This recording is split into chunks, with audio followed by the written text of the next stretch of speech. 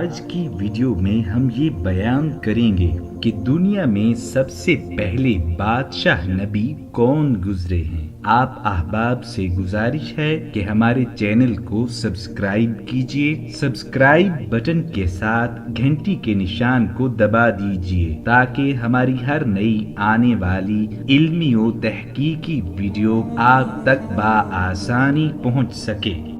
بنی اسرائیل کا نظام یوں چلتا تھا کہ ہمیشہ ان لوگوں میں ایک بادشاہ ہوتا تھا جو ملکی نظام چلایا کرتا تھا۔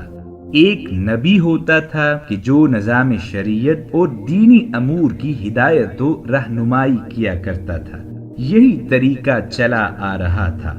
بادشاہی یہودا ابن یعقوب علیہ السلام کے خاندان میں رہتی تھی اور نبوت سے لاوی بن یعقوب علیہ السلام کے خاندان کو سرفراز فرمایا جاتا تھا۔ حضرت شموئیل علیہ السلام جب نبوت سے سرفراز فرمائے گئے تو ان کے زمانے میں کوئی بادشاہ موجود نہیں تھا۔ بنی اسرائیل نے حضرت شموئیل علیہ السلام سے درخواست کی کہ آپ کسی کو ہمارا بادشاہ بنا دیجئے۔ حضرت شموئیل علیہ السلام نے بحکم خداوندی حضرت طالوت کو بادشاہ بنا دیا، جو کہ بنی اسرائیل میں سب سے زیادہ طاقتور، جفاکش اور سب سے بڑے عالم تھے۔ لیکن حضرت طالوت بہت غریب اور مفلس تھے۔ آپ چمڑا رنگا کرتے تھے اور بکریوں کو اجرت پر چرایا کرتے تھے۔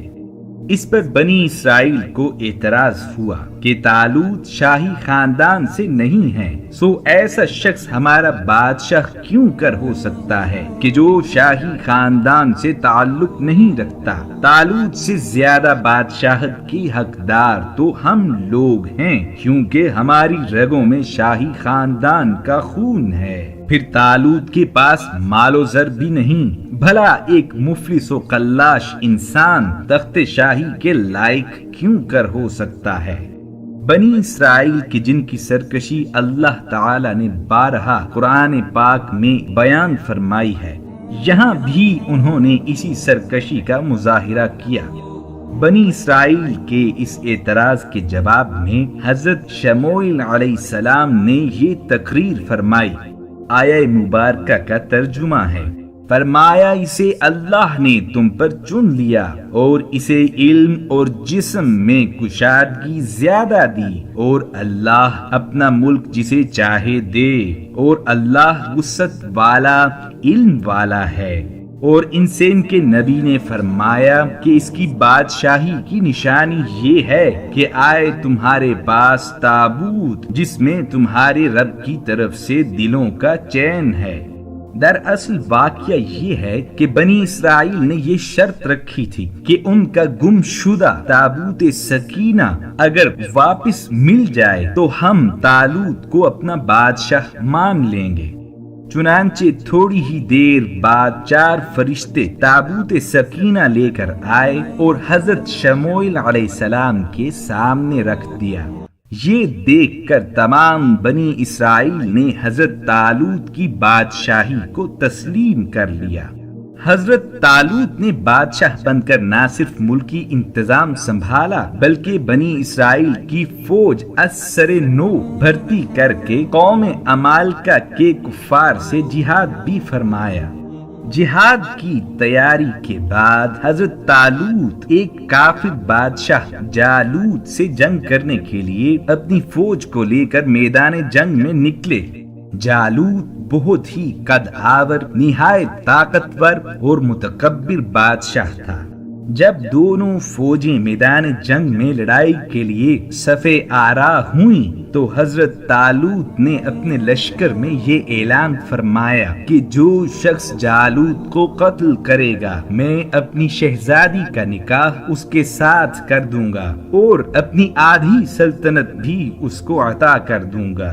یہ فرمان شاہی سن کر حضرت داؤد علیہ السلام آگے بڑھے۔ اس وقت حضرت داؤد علیہ السلام بہت ہی کم سن تھے۔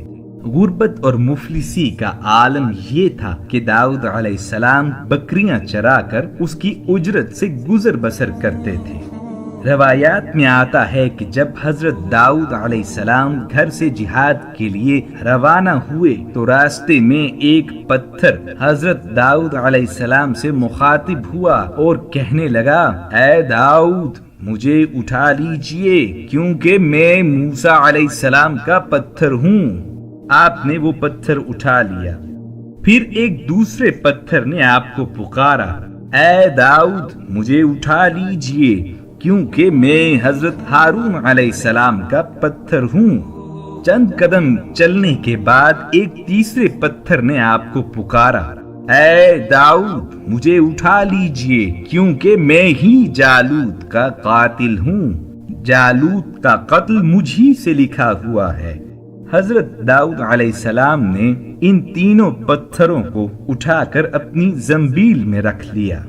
جب جنگ شروع ہوئی تو حضرت داؤد علیہ السلام کی نظر جالوت پر پڑی۔ آپ نے ان تینوں پتھروں کو بہت زور سے بسم اللہ الرحمن الرحیم پڑھ کر جالوت کے اوپر پھینکا۔ وہ تینوں پتھر جالوت کی ناک اور کھوپڑی پر لگے، جس سے جالوت کا بھیجا پاش پاش ہو گیا۔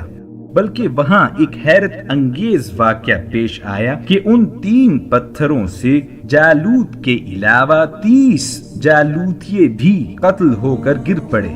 پھر حضرت داؤد علیہ السلام جالوت کی لاش کو گھسیٹتے ہوئے اپنے بادشاہ حضرت طالوت کے قدموں میں لے آئے۔